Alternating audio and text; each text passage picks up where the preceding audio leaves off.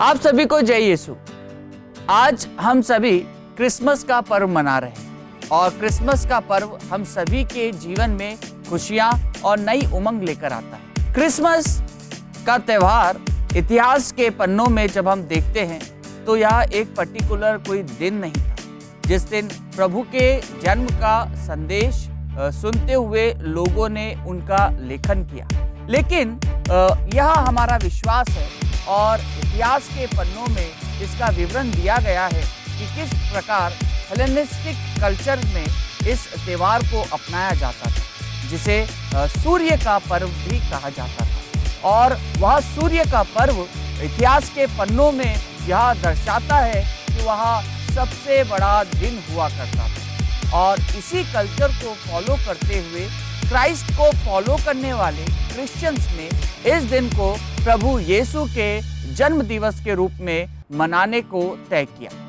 क्रिस्त में मेरे प्यारे विश्वासियों, आप इस समय यहाँ पर एक सांप और सेबफल को देख रहे हैं। यह एक प्रतीकात्मक चिन्ह है हमारे आदि पाप का। जब हम बाइबल के इतिहास में पढ़ते हैं तो पाप इस संसार में कैसे आया। हम पढ़ते हैं कि एक ही मनुष्य द्वारा संसार में पाप का प्रवेश हुआ और पाप द्वारा मृत्यु का।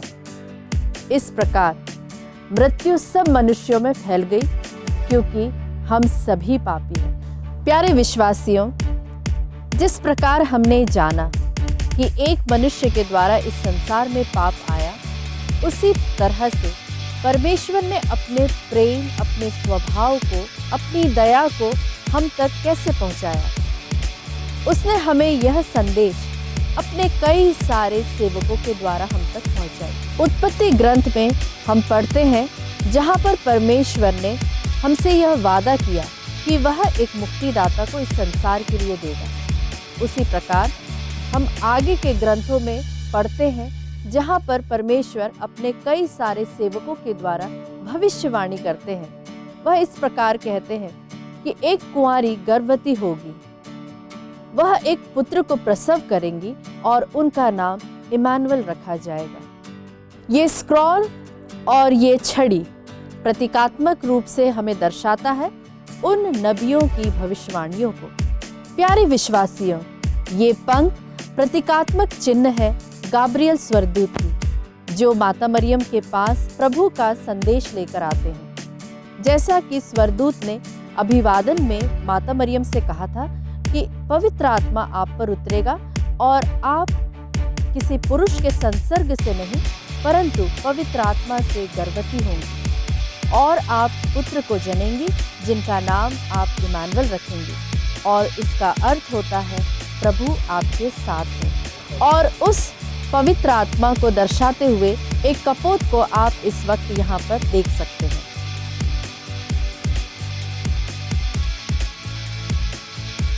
प्यारे मित्रों, उत्पत्ति से लेकर मलाकी तक हमने भविष्य वक्ताओं के द्वारा जिस मुक्तिदाता के आने के बारे में सुना है, उनकी गूंज को हम पूरा होते हुए दाऊद के नगर में देखेंगे। तो आइए मैं अब आपको ले चलती हूँ दाऊद के उस नगर में जहाँ पर हमारे लिए एक मुक्तिदाता का जन्म हुआ है।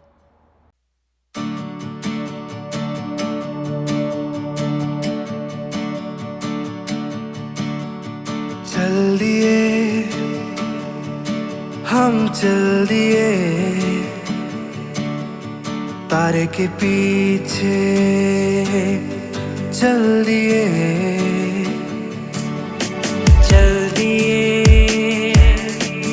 हम, चल दिए तारे के पीछे, चल दिए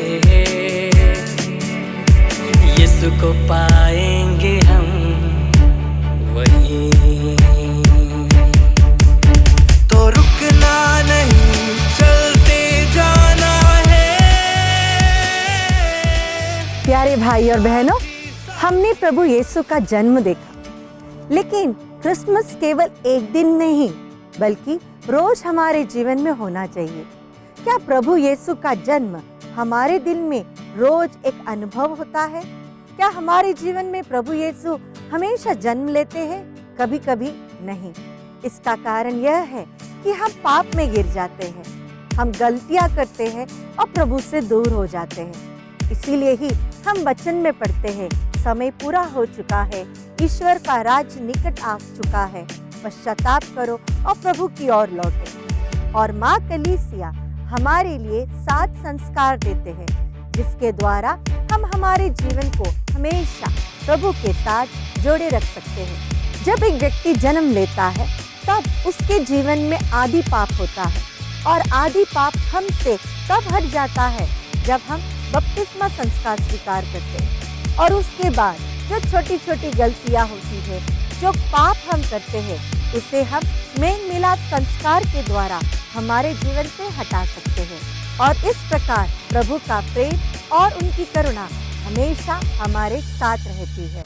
प्यारे मित्रों, हम मानव कमजोर हैं, हम में बहुत सारी दुर्बलताएं हैं और इसके कारण हम पाप में गिर जाते हैं। इसीलिए ही प्रभु ने हमसे वादा किया कि पवित्र आत्मा तुम लोगों पर उतरेगा और तुम्हें सामर्थ्य प्रदान करेगा, जिसके द्वारा हम पाप मुक्त एक जीवन जी सकते हैं।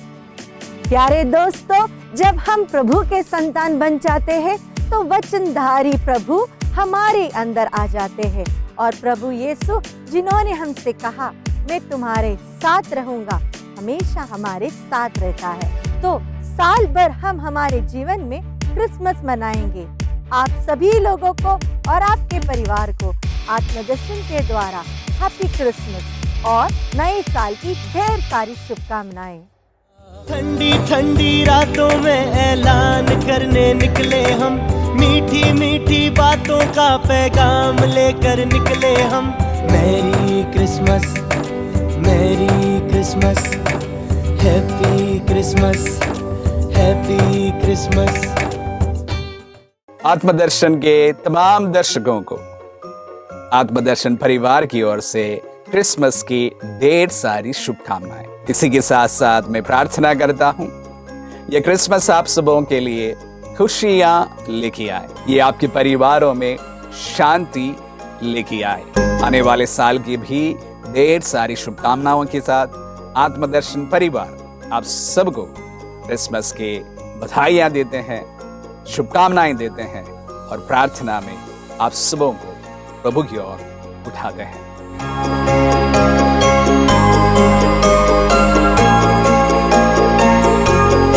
फिर से आप सभी को मेरी तरफ से एवं आत्मदर्शन परिवार की तरफ से ढेर सारे क्रिसमस की शुभकामनाएं। God bless you.